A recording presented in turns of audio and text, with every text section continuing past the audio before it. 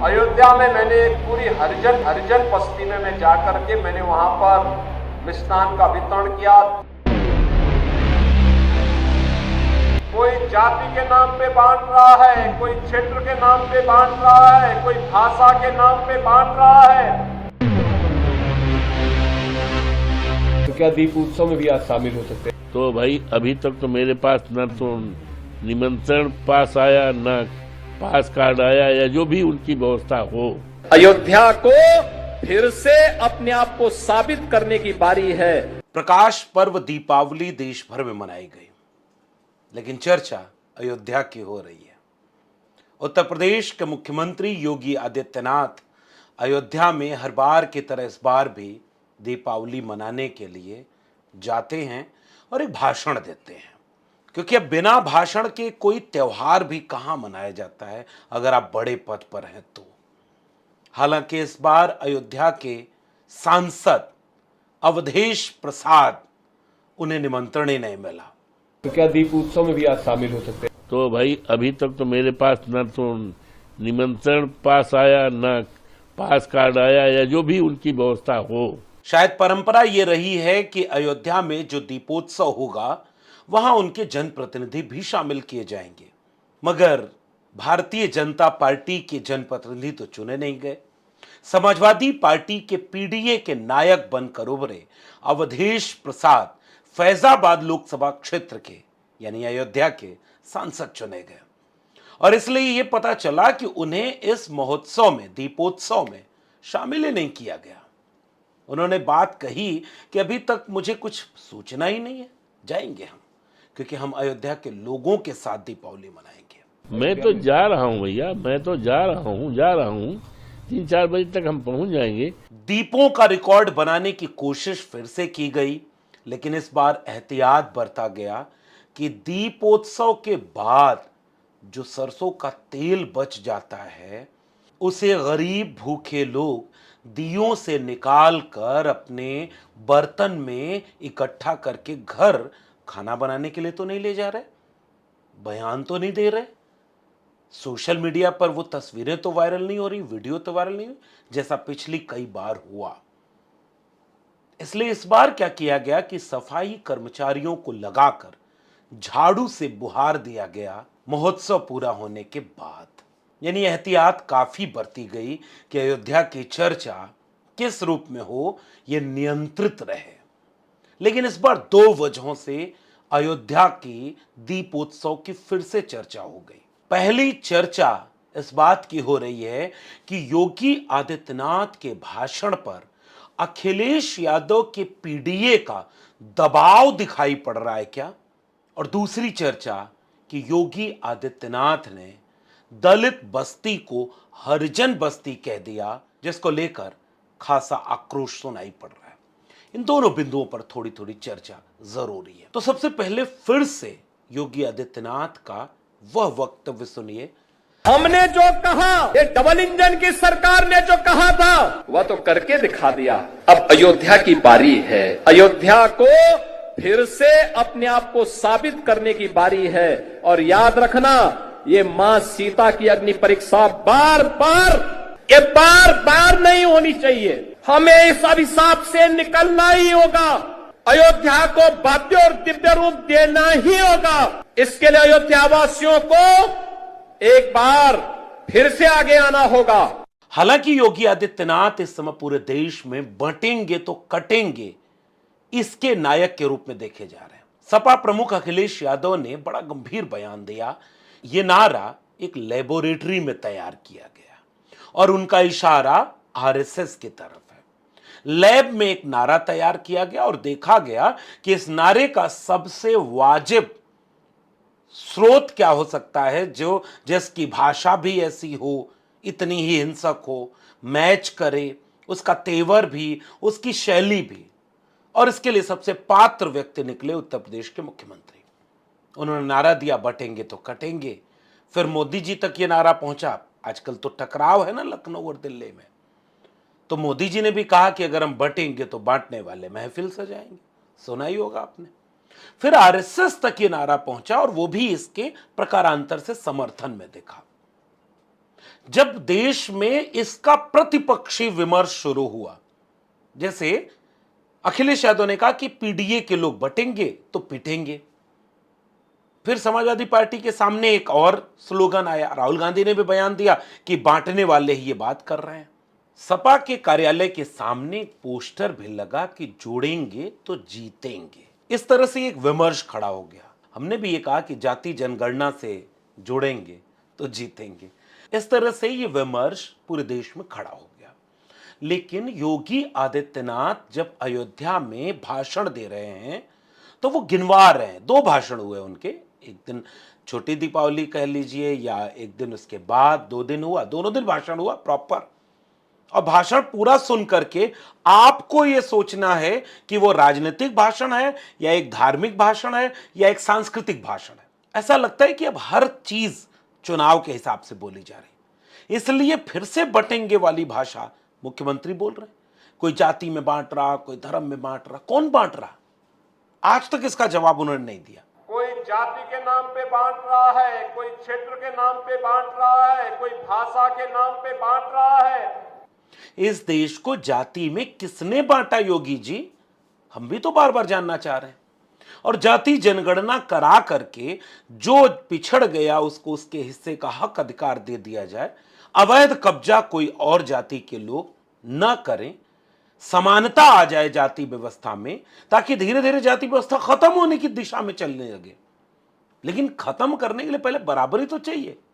तो जाति जनगणना के विरोधी आप लोग, जाति व्यवस्था बनाने वाला खेमा आपकी तरफ, फिर बांट कौन रहा है जाति के नाम पर? और धर्म के नाम पर कौन बांट रहा है? ये तो इस समय किसी को बताने की जरूरत ही नहीं। भारत का संविधान जोड़ता है और आपकी भाषा तोड़ती है।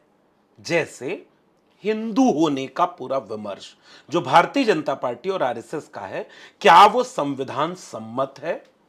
लेकिन मुख्यमंत्री योगी आदित्यनाथ ने जो भाषण दिया अयोध्या में, वो सीधे राजनीतिक बयान था। और जिस बिंदु पर मैं कह रहा हूं कि अखिलेश यादव के पीडीए का दबाव दिखाई दे रहा है, वो यहां सुनिए। हमने जो कहा, ये डबल इंजन की सरकार ने जो कहा था वह तो करके दिखा दिया। अब अयोध्या की बारी है। अयोध्या को फिर से अपने आप को साबित करने की बारी है। अब आपने गौर से सुना, अयोध्या को फिर से अपने आप को साबित करने की बारी है। अब मेरा एक सवाल है योगी आदित्यनाथ जी से कि अयोध्या को क्या साबित करना है? एक शहर जिसकी पहचान है, शानदार पहचान है, बुद्ध से लेकर राम तक उसकी यात्रा है। हालांकि अब उसकी पहचान आप बनाना चाहते हैं एक खास मकसद से। फिर भी मैं आपसे एक सवाल करना चाहता हूं कि अयोध्या को क्या साबित करना है? अगला वाक्य फिर से गौर से सुनिए। और याद रखना, ये मां सीता की अग्नि परीक्षा बार बार नहीं होनी चाहिए। हमें इस अभिशाप से निकलना ही होगा।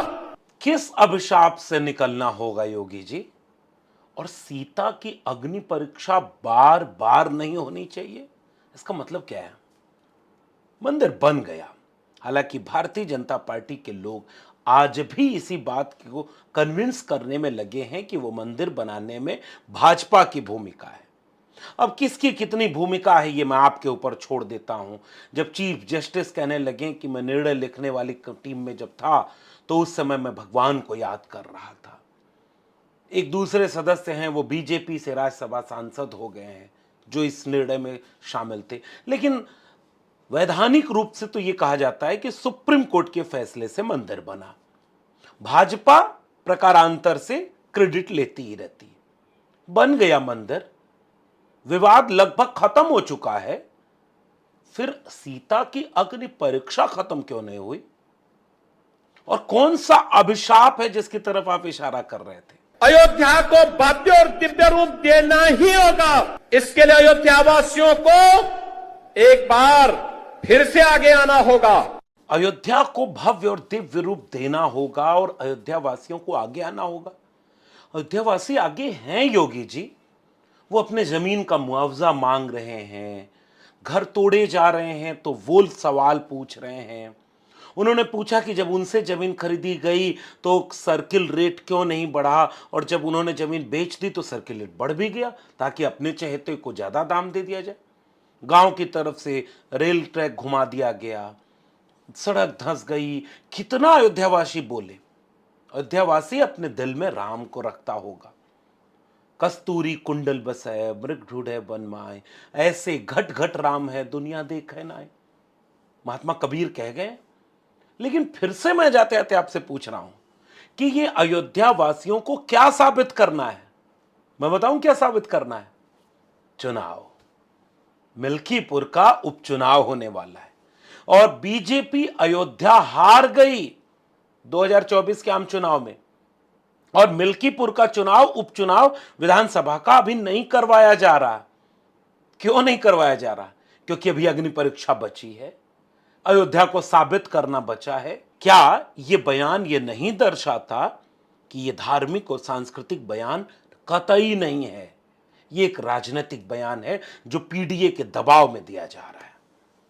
और इसी दबाव में एक दिन हरिजन शब्द निकल गया। मैं तो आज अयोध्या में था सुबह। अयोध्या में मैंने एक पूरी हरिजन बस्ती में मैं जाकर के मैंने वहां पर मिष्ठान का वितरण किया, दीप भी दिए, तेल भी दिया और उनको दीपावली की खुशियां भी उनके साथ मैंने वहां पर मिल बांट करके उन सबको बधाई भी दी है। सुनिएगा कैसे अभी भी सहानुभूति जताई जा रही है दलित परिवार के बीच जाने, उस बस्ती में जाने पर। लेकिन आज तक उन्हें विमर्श का यह सबक नहीं पता कि एक भी एंटी कास्ट मूवमेंट का व्यक्ति, एक भी सामाजिक न्याय को मानने वाला व्यक्ति, वैचारिक रूप से सजग और स्पष्ट व्यक्ति हरिजन शब्द का इस्तेमाल नहीं करता। आप कभी भी हम जैसे लोगों को सुने होंगे तो एक बार भी नहीं सुने होंगे, क्योंकि हमें पता है कि ये कितना दिक्कत तलब शब्द है। 1932 के पूना पैक्ट के बाद 1933 में 3 भाषाओं में मोहनदास करमचंद गांधी एक पत्रिका निकालते हैं जिसका नाम हरिजन होता है। दरअसल वो अछूत समुदाय को बराबरी में लाने की कोशिश करते हुए दिखते हैं। डॉक्टर भीमराव अंबेडकर इस पर गहरा सवाल खड़ा करते हैं और वो वहां भी पूछते हैं कि अगर दलित यानी अस्पृश्य जो लोग हैं वो हरिजन हैं तो बाकी लोग किसके जन हैं। बाद के दिनों में बसपा प्रमुख मायावती जी का एक बयान बड़ा चर्चित हुआ कि 1977 में जब दिल्ली में कुछ लोग सम्मेलन में बार बार हरिजन शब्द का प्रयोग कर रहे थे तो बकौल मायावती जी उन्होंने कहा कि अगर हम हरिजन हैं तो बाकी लोग क्या किसी शैतान के जन हैं। इससे आप समझ सकते हैं कि हरि का अर्थ भगवान, और भगवान के लोग ही भगवान के मंदिर में जाने से रोके गए, तालाब में पानी पीने से रोके गए, इंटरव्यू में अब नंबर उनको कम दिए जा रहे, उनके लिए लिटरल एंट्री लाई जा रही, उनको यूनिवर्सिटी में वाइस चांसलर नहीं बनाया जा रहा, उनको राष्ट्रपति बनाने के बाद मंदिर नहीं घुसने दिया जा रहा, मूछ रखने पर आज भी मारा जा रहा, घोड़ी चढ़ने पर आज भी मारा जा रहा, जाति सूचक गालियां आज भी दी जा रही, उनकी बहन बेटियों के साथ अन्याय अत्याचार आज भी हो रहा। बदला क्या फिर? अगर वो हरिजन थे तो हरि सामने उनके बटे हुए। योगी जी का वो बयान याद है ना, भगवान भी उस जाति में अवतार लेते हैं जिसमें मैंने अवतार लिया। आपसे ये कहा जाता है कि आप खाली राजपूतों की पॉलिटिक्स करते हैं, तो आपको क्या दुख होता है? नहीं, कोई दुख नहीं होता। क्षत्रिय जाति में पैदा होना कोई अपराध थोड़ा है। पर उसकी इस देश की एक ऐसी जाति है जिसमें भगवान भी जन्म लिए हैं और बार बार जन्म लिए हैं। अस्पृश्य समाज, इस देश का वंचित शोषित शेड्यूल कास्ट का समाज जब बाबा साहब अंबेडकर को अपना नायक मानता है तो वो हरिजन अपने को नहीं कहलाता, वो पॉलिटिकल टर्म में दलित कहलाता है और कॉन्स्टिट्यूशनल टर्म में शेड्यूल कास्ट कहलाता है, जिसको आप लोग बांटने की कोशिश कर रहे हैं।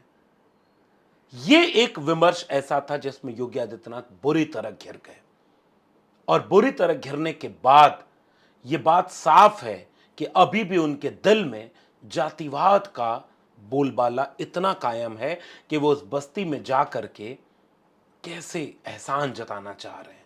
ये बात बताने की नहीं है। 69,000 शिक्षक भर्ती के घोटाले के शिकार जो अभ्यर्थी हैं, जिसमें दलित यानी शेड्यूल कास्ट और ओबीसी को रिजर्वेशन पूरा नहीं मिला जो कॉन्स्टिट्यूशन ने उन्हें दिया। सरकार आपकी, घोटाला आपने किया, पहले आप मानने से मना किए, फिर चुनाव के दबाव में माने, उसके बाद जो बच्चे आंदोलन कर रहे थे उनको आपने लाठियां मारी, मुकदमे किए, जेल भेजे। आज भी वो दीपावली मनाते हुए आपसे अपील कर रहे हैं कि उनको बाबा साहब अंबेडकर के संविधान से दिया हुआ हक एक वैकेंसी में आप दे नहीं पाए, और आप एहसान जताने के लिए ये शब्द बोल रहे हैं। ये नया भारत है जो आपके झोल को पहचान लेता है। जलाओ दिए पर रहे ध्यान इतना, अंधेरा धरा पर कहीं रह न जाए। एक दिया तथागत बुद्ध के अप दीपोभव के नाम, एक दिया अंधेरों के खिलाफ रोशनी के नाम, एक दिया पाखंड और अंधविश्वास के खिलाफ तर्क विवेक और वैज्ञानिकता के नाम, एक दिया जाति धर्म भाषा लैंगिक आधार पर गैर बराबरी के खिलाफ बराबरी के नाम, एक दिया मोहब्बत के नाम, एक दिया मानवता के नाम। शुक्रिया।